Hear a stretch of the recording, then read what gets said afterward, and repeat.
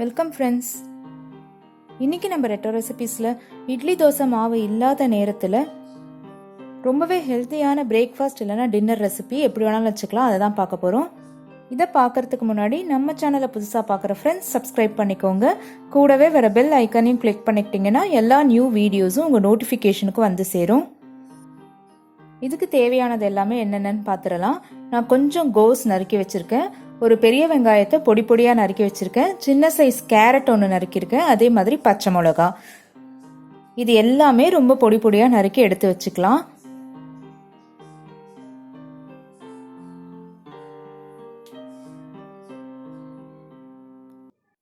ஒன்றரை கப்பு சோள மாவு எடுத்திருக்கேன். ரொம்ப நைஸாக இல்லாமல் கொஞ்சம் திருன்னு இருக்கா மாதிரி ரவையோட நெக்ஸ்ட் ஸ்டேஜ் ஜோவர்னு சொல்லுவோம் இல்லையா, மில்லட்டில் அதுதான் எடுத்திருக்கேன். நறுக்கி வச்ச காய்கறி, தேவையான அளவு உப்பு, ஒரு 2 டீஸ்பூன் எண்ணெய். 2 டீஸ்பூன் எண்ணெயை பேனில் சேர்த்துட்டு சூடானதும் கடுகு, உளுத்தம்பருப்பு, கடலைப்பருப்பு போட்டிருக்கேன். அது எல்லாமே வறுபடட்டும். வறுபட ஆரம்பிக்கும் போது நம்ம எடுத்து வச்சிருக்க காய்கறி எல்லாத்தையும் ஒன்றா சேர்த்துடலாம்.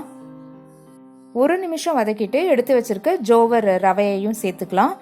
இதையும் நல்லா வதக்கிக்கலாம். அதுலேயே இது நல்லா கை பொறுக்கிற சூடு வர வரைக்கும் வதக்கிக்கோங்க. வதக்கினதுக்கு அப்புறமா தனியாக எடுத்து வச்சிடலாம். இப்போ நான் அதே பேன்லேயே 3 கப்பு தண்ணி சேர்த்துருக்கேன். மொத்தமாக இதுக்கு தேவையான அளவு உப்பும் சேர்த்துருக்கேன், கல் உப்பு. 2 டீஸ்பூன் தேங்காய் பூ சேர்த்துக்கிறேன். இது கொதிச்சதுக்கு அப்புறமா சேருங்க, முதல்ல சேர்த்து நிறைய நேரம் கொதிக்க விட வேண்டாம். நல்லா தளன்னு கொதிக்கும் போது நம்ம ஏற்கனவே வதக்கி எடுத்து வச்சிருக்க ஜோவர் ரவையோடு சேர்ந்த காய்கறி கலவையை இதில் சேர்த்துடலாம். அடுப்பு எப்பயுமே மீடியமில் வச்சுக்கோங்க. கலந்துக்கலாம். கட்டி உருண்டை இல்லாமல் கலந்துட்டு கை பொறுக்கிற சூடு இருக்கும் போது இந்த மாதிரி பிடிச்சு வச்சுருங்க. அதை இப்போ ஆவியில் வேக வச்சு எடுத்துக்கலாம். நீங்கள் ஸ்டீமர் கூட யூஸ் பண்ணிக்கலாம். ஒரு 7 நிமிஷத்துக்கு அப்புறமா இதை திறக்கிறேன். நல்லா வெந்திருக்கு பாருங்கள். கலர் நல்லா மாறி இருக்கும். தொட்டிங்கன்னா கையில் ஒட்டாது. எடுக்கும்போது ஈஸியாக அதில் ஒட்டாமல் வந்துடும். அப்போ நல்லா வெந்திருக்குன்னு அர்த்தம்.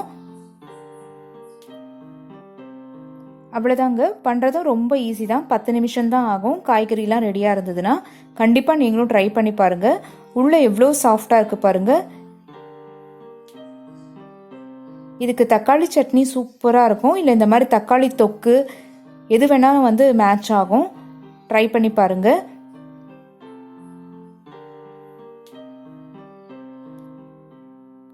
இந்த ஹெல்தியான டிஃபன் வெரைட்டி உங்களுக்கு பிடிச்சிருந்தா கண்டிப்பாக ஒரு லைக் கொடுங்க. நம்ம சேனலை சப்ஸ்கிரைப் பண்ணிக்கோங்க. கூடவே வர பெல் ஐக்கானையும் கிளிக் பண்ணிக்கிட்டிங்கன்னா எல்லா வீடியோஸும் உங்கள் நோட்டிஃபிகேஷனுக்கு வந்து சேரும். தேங்க்யூ.